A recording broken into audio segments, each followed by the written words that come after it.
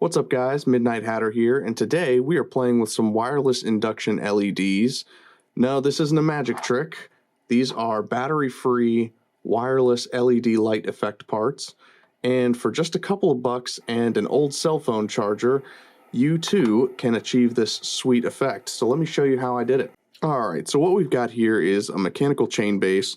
It's the high-grade sized model, and I have taped our induction coil to the back of it, and it reacts to these tiny LEDs so that when they enter the field of this induction coil, the light effect takes place. Now we're going to be working with this model that I found on Amazon for about 15 bucks. I'll put a link to it in the description, and it comes with 10 of these little lights. I'll also put a link to a larger model that supports more lights at once, and it actually comes with 10 multicolored lights that you can see are already reacting to the induction coil that I have plugged in. Now, like I said, when you crack this open, it's in a static-free bag. To the best of your ability, please do not, mess with this on carpet. You don't want to short things out and ruin them. So this is what we're working with. It's just a copper ring. And then we also have our bag of LED lights. I'm going to just set that to the side for right now. And who doesn't have one of these lying around? An old iPhone charger cable. Obviously this is the older model, so it doesn't work with my phone anymore, but it has the exact voltage that we need for this project. Now, if we look at our package here, you see that it's got a power supply of 5 volts, and on the website it says that you want a current of 2 amps at the max. So as you can see here on the back of our iPhone charger, it's got an output of 5 volts and 1 amp of current, which is actually less than the max that these LEDs can support. All right, so what we're going to do is we are going to go ahead and cut off the end of our phone charger. We don't need that part. And I'm going to take a hefty chunk of our coating off. I can hear you guys screaming, "Get a set of real wire strippers." Well, if I spent money on proper tools for what I'm doing here, then I wouldn't have enough money for Gunpla. So we make do with what we've got. And honestly, I've gotten pretty good at just cutting the coating of these wires. So we can strip this. All right, now once you've got that stripped, you should find that there are 4 wires inside of your charging cable. A green, a red, a black, and a white. Now, the green and the white are data cables. We won't be using those, so you can just kind of fold them out of the way. But the red and the black are going to correlate to the positive and negative terminals on your device. Now, one added piece of security that you can take to ensure that you are not passing any data through your device is there are 2 metal pins on the center of your USB output here. And what you want to do is cut a thin piece of tape and just cover up those 2 connectors so that when you do connect your USB charger to the brick, you won't be transmitting any data through those lines, so you don't have to worry about anything coming out the other end.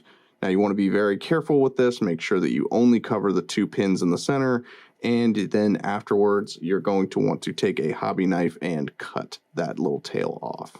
All right, so now with that out of the way, we just want to strip off some of our coating here so that we can expose the wire underneath to connect to our LED inductor.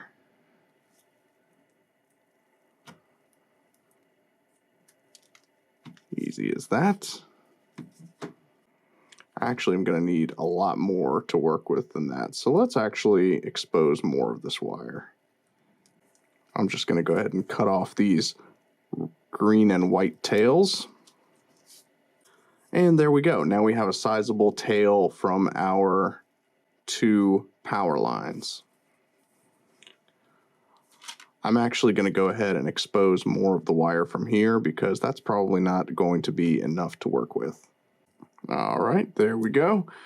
Now that's probably way more than we need, but as they say, better to have too much than too little. Better to have it and not need it than need it and not have it. So really that's all there is to it. What we would do is we would go ahead and twist these guys up. Well, the quick solution is, of course, to just twist these wires up, coat them with some electric tape, and you will be good to go. Let's actually test these before we go crazy, make sure that they work.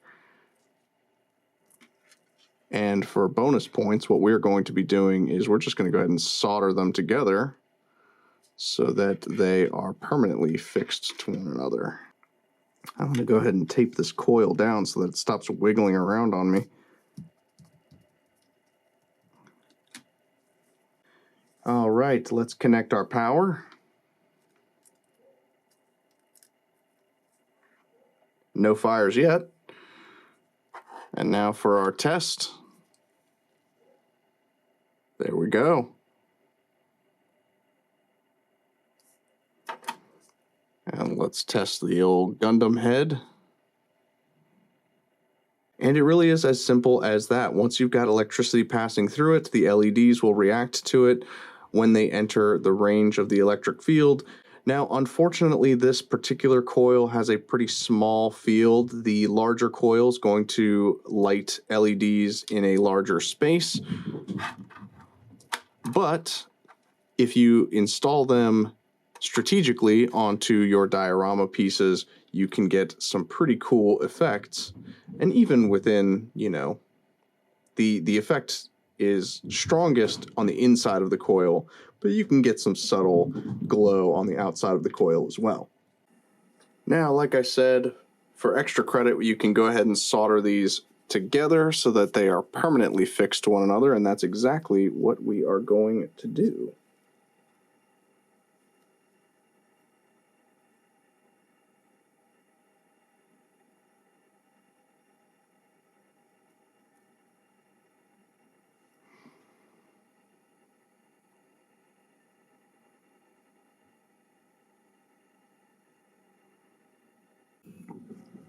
Now that's all you need to do to get power to your LEDs, but now how do you install them in your Gunpla? So what I've got here is a master grade Zaku 2 Char custom that I have installed an LED in the mono eye. Let's go ahead and disassemble the head and I'll show you how this was done. So then let's take off our little glass visor here. Well, plastic visor, so that we can get a closer look at the mono eye itself. So as you can see, what I've done is replace the peg that held the mono eye in place. I went ahead and shaved that down entirely and replaced it with a white LED unit, and then glued a piece of translucent plastic to the tip to give us that red glow effect, and there you go. A pink mono eye. Just like that. Similarly, we've got our master grade Gundam head here. Let's go ahead and take him apart and I'll show you where we have installed our LED units. Again, what I love about these LEDs is that they are smaller than your typical battery operated LEDs, making them much more flexible as far as where you can place them. Of course, my little Gundam head came apart there. Now for the Gundam, what I did was I went ahead and cut out where the visor used to be and it would sit behind the translucent glass.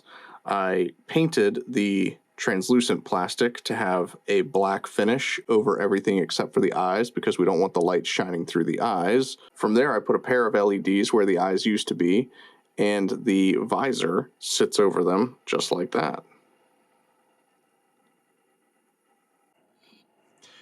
So there you go. For just a couple of bucks on Amazon and an old phone charger, you can get some awesome LED light effects with no clunky battery packs and no ugly wires jutting out everywhere. You just install your tiny LED lights wherever you need on your Gunpla, which is perfect for high grades because master grades, obviously, you don't have as much of an issue finding space for. and then you put your induction ring somewhere inconspicuous in your diorama, and you get some pretty sweet effects. Hopefully you guys like this video and you can do some cool effects for yourself. I'm going to put a link to both the small and large induction rings in the description and the pinned comments below. If you guys dig this video, like it and subscribe to my channel. Don't forget you can get 10% off any purchase at gunprimer.com using promo code Hatter. Thank you guys so much for watching. I will catch you later.